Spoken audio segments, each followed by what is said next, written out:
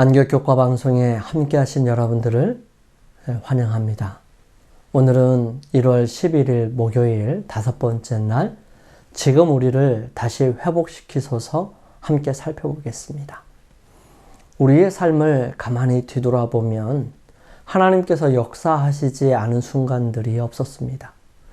그런데도 불구하고 우리에게 어려운 상황이나 힘든 일이 닥치게 되면 우리는 은혜에 과거에 역사하신 하나님을 잊어버리고 지금 당면한 고통과 아픔 속에서 허덕이게 될 때가 많죠. 그때마다 우리가 해야 할 일은 우리의 눈을 들어서 우리와 함께 하셨던 주님을 바라보는 것입니다. 그분이 우리에게 어떻게 하셨는지를 생각해 보게 될 때 우리는 다시 일어설 수 있는 용기를 얻게 됩니다. 오늘 그 내용을 시편을 통해서 함께 살펴보기를 원합니다. 함께 기도드리겠습니다. 저희들을 사랑하시는 아버지 하나님, 저희들에게 늘 어려운 순간만 있었던 것은 아님을 인하여 감사를 드립니다. 때때로 힘들고 어렵지만 우리에게 이길 수 있는 힘과 용기를 허락하셨고 시시때때로 우리로 하여금 그 모든 것들을 극복할 수 있도록 능력을 더하시고 많은 사람들을 보내주셨으며 그 모든 상황들을 이끌고 가셨음을 저희들 뒤를 돌아보며 우리의 삶을 점검해 볼 때 경험하게 됩니다. 아버지 하나님, 저희들 어떠한 순간이 된다 할지라도 주님을 믿고 의지할 수 있는 믿음과 용기를 갖게 하여 주시옵소서. 아무리 상황이 좋지 않다 할지라도 그 상황보다는 그 상황 너머에 계시는 주님을 바라볼 수 있도록 도와주시며 우리를 구원하시고자 가장 가까이에 계시는 주님을 만날 수 있도록 도와주시옵소서. 주님, 믿음으로 부여잡게 하시고 순간순간마다 역사하셔서 그 모든 것을 통해 주님을 따라가는 귀한 경험들이 되게 하여 주옵소서. 주님, 시작하는 시간입니다. 마치는 시간까지 주님께서 홀로 함께 계시고 저희들로 하여금 깨닫게 하시며 주님을 경험할 수 있도록 인도하여 주시옵기를 저희들을 사랑하시는 예수님의 이름으로 기도드립니다. 아멘. 오늘 우리가 함께 살펴볼 시편의 내용은 시편 60편 1절에서 5절에 있는 말씀입니다. 이 시편은 어떤 경우에 합당한 기도인지 함께 살펴보고요. 인생의 기쁜 시간에도 우리는 이 애가를 통해 어떤 유익을 누릴 수 있는지 한번 생각해 볼 수 있는 시간이 되기를 바랍니다. 이 시편 60편은 다윗이 교훈하기 위하여 지은 믹담인데요. 영장으로 수산 에토스에 맞춘 노래입니다. 다윗이 아람 나하라임과 아람 소바와 싸우는 중에 요압이 돌아와 에돔을 염곡에서 쳐서 1만 2천인을 죽인 때에 기록한 시입니다. 우리 함께 살펴보고 또 함께 읽어보겠습니다. 하나님이여, 주께서 우리를 버려 흩으셨고 분노하셨나이다. 지금은 우리를 회복시키소서. 주께서 땅을 진동시키사 갈라지게 하셨사오니 그 틈을 기우소서. 땅이 요동함이니이다.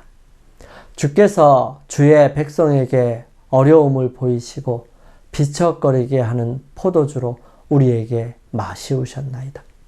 우리를 경외하는 자에게 길을 주시고 진리를 위하여 달게 하셨나이다.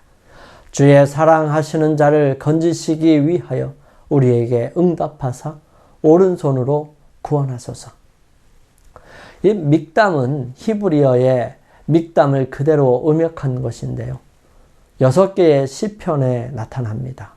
시편 16편, 56편에서 60편 그 내용인데요. 그 의미에 대해서는 알려져 있지 않습니다. 어떤 학자는 덮다라는 의미를 가진 아카드어 카타무에서 기원됐다고 설명하고요. 속죄의 시편, 곧 죄를 덮는 일에 관계된 시편을 지칭하기 위하여 사용되었다고 추측할 수 있습니다. 이 단어는 아마 음악적인 명칭일 것입니다. 55개의 시편은 영장으로 한 노래라는 제목이 붙어 있는데요. 이것은 히브리어의 람나 세아크입니다. 공동번역 성경은 지휘자를 따라 부르는 노래라고 번역했고요. 이 선곡들은 찬양대 감독자에게 헌정되었거나 맡겨진 것 같습니다. 하박국 3장 19절에 영장을 위하여 합창대 지휘자를 따라로 번역되었기 때문입니다. 수산 에또스에 맞춘 노래라는 것은 소산님이 문자적으로 백화파인데요. 멜로디의 명칭이거나 중요한 단어일 수 있습니다. 시편 60편에는 수산 에또, 즉 증거의 백합화가 시편 80편에는 소산님 에또, 문자적으로 증인의 백합화들이라는 표제로 붙어 있습니다. 아마 이들 구절은 모두 동일하게 잘 알려져 있는 사랑의 곡조를 가리키는 것 같습니다. 백합화는 팔레스타인의 아네모네입니다. 에돗은 어떤 장소의 이름같이 느껴지는 것이죠. 그리고 역사적인 배경을 함께 살펴보겠습니다. 이 내용은 사무엘하 10장과 역대상 19장에 자세히 기록되어 있습니다. 그 내용은 다음과 같습니다. 다윗이 왕위에 오른 지 얼마 되지 않았을 때 암몬의 왕 나하스가 죽었습니다. 사실 다윗이 도망갈 때에 나하스가 다윗을 도와주었었습니다. 그래서 그가 죽은 것에 대한 애도로 사신들을 보냈죠. 이때 암몬의 방백들은 그의 아들 한운에게 말합니다. 암몬 자손의 방백들이 그 주 한운에게 고하되 왕은 다윗이 조객을 보낸 것이 왕의 부친을 공경함인 줄로 여기시나이까? 다윗이 그 신복을 보내어 이 성을 엿보고 탐지하여 함락시키고자 함이 아니니이까? 한우는 그들을 스파이라고 생각하고 그들의 옷을 엉덩이까지 자르고 수염도 절반만 깎아서 보내는 큰 수치를 보여줍니다. 이때에 자신이 잘못 생각하였다는 생각을 나중에 하게 되죠. 영감의 말씀은 이 부분을 이렇게 설명합니다. 하나님께서는 암몬 사람들이 저희 마음의 악한 목적을 아무런 제재를 받지 않고 수행하도록 허락하심으로 그들의 진정한 성격을 다윗에게 나타내 보이도록 하셨다. 이스라엘이 이 반역적인 이방 백성들과 동맹하는 일이 하나님의 뜻하신 바가 아니었다.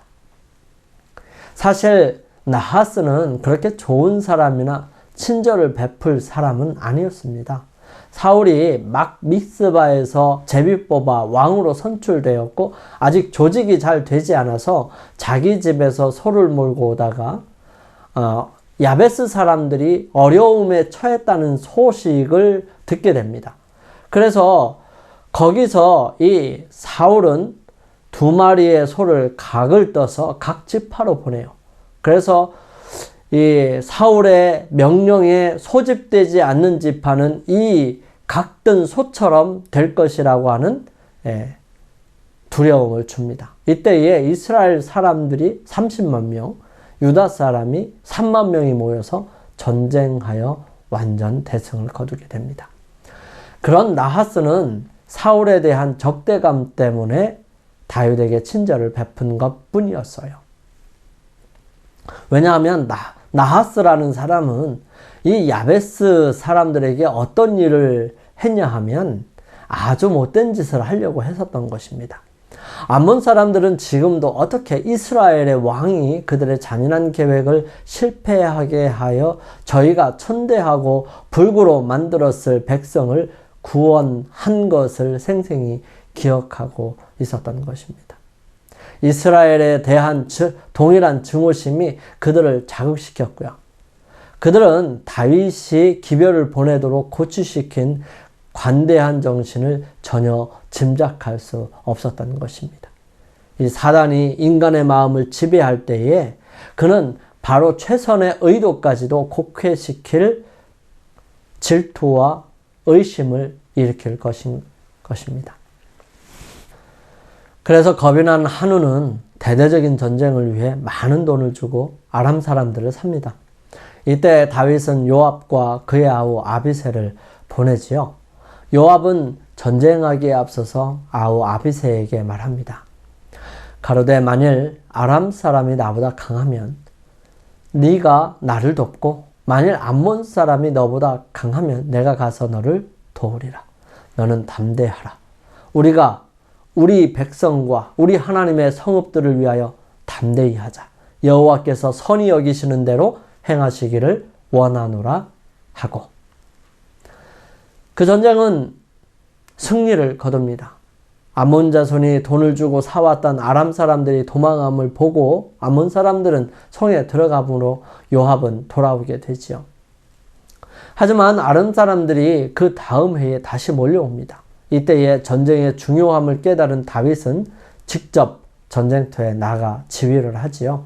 그 전쟁으로 그 일대의 패권이 바뀌어 버립니다. 이때에 아람 병거 700성과 마병 4만 명을 죽이고 그 군대 장관 소박을 죽이지요.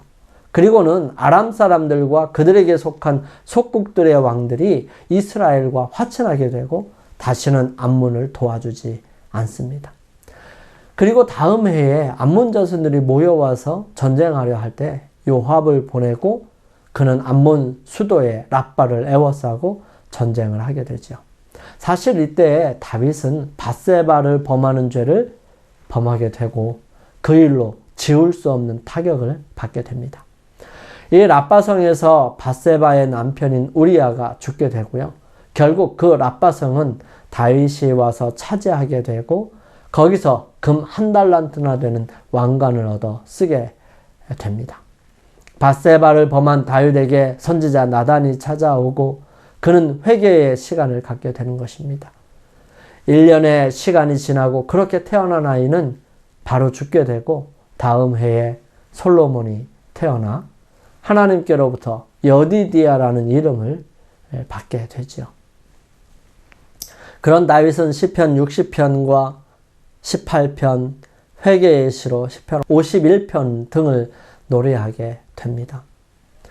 애가의 시편은 일반적으로 육체적이거나 심리적 혹은 영적인 어려움을 겪는 사람의 기도라고 이해됩니다. 물론 세 가지 모두에 해당될 수도 있지요. 하지만 그런 상황이 아니거나 내가 인생에 아주 좋은 형편에 있을 때라도 내가 이 시편과 관계가 없다고 생각할 필요는 없습니다. 때때로 시편의 말씀이 예배자의 현재의 삶과는 완전히 동떨어진 것처럼 여기질 수 있지만 오히려 그런 면 때문에 애가의 시편은 고난과 관계없는 사람들에게도 유익을 주는 것입니다.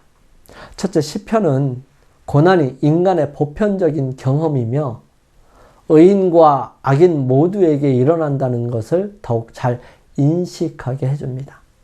이 애가의 시편은 하나님이 모든 것을 다스리시며 환난의 때에 힘과 해결책을 주신다는 것을 확신시켜 주는 것이죠.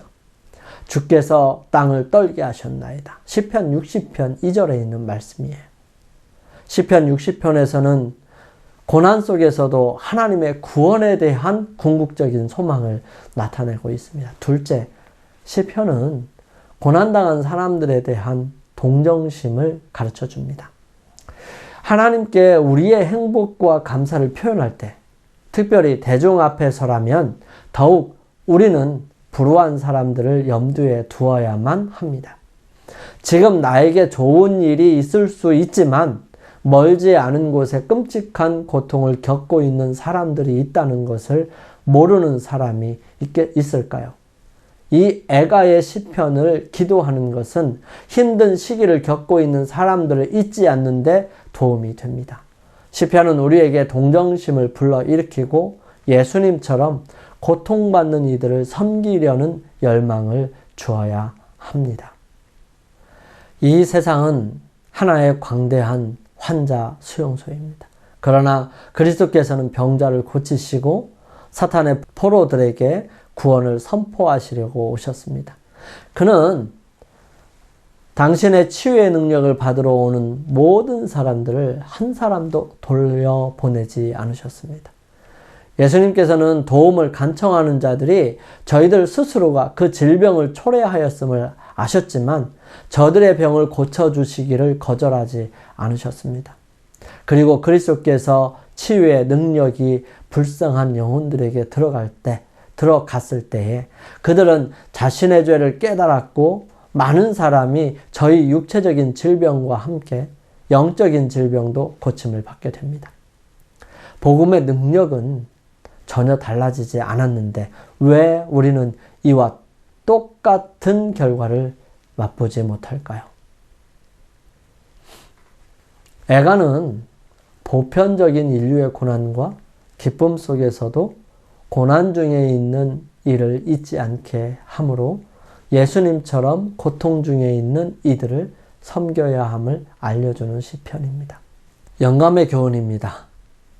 고난과 겸비를 통해서만 하늘을 얻을 수 있음. 우리의 구속주께서는 말할 수 없는 고난을 통하여 우리의 손이 닿을 수 있는 곳에 구원을 두셨다. 이 세상에서 그분은 존경을 받지 않으시고 사람들에게 알려지지도 않으셨는데 그 이유는 그분의 놀라운 겸손과 굴욕을 통하여 사람을 높이셔서 그분의 궁정에서 하늘의 명예와 불멸의 기쁨을 받도록 하기 위함이었다. 오직 투쟁, 겸비와 고생을 통해서만 하늘을 얻을 수 있다고 해서 타락한 인간이 불평할 수 있겠는가? 증언보감에 있는 말씀입니다. 우리 함께 기도드리겠습니다. 저희들을 사랑하시는 아버지 하나님, 고난 가운데 있는 이들을 돌보신 예수님의 자비로운 손길을 기억하며 감사를 드립니다. 먼저 손 내밀지 못하고 사랑을 베풀지 못한 염치 없는 종이지만 사랑으로 품어주시기를 기도합니다. 주님의 사랑을 기억하고 본받아 실천하게 도와주옵소서. 주님의 마음을 품어 긍휼히 여길 수 있도록 인도하여 주옵시기를 예수님의 이름으로 기도드립니다. 아멘. 오늘 하루도 주님 안에서 승리하시게 되기를 바랍니다. 그러기 위해 주님께 나아가 기도하는 시간을 갖게 되기를 바랍니다. 저는 다음 시간에 찾아뵙겠습니다. 감사합니다.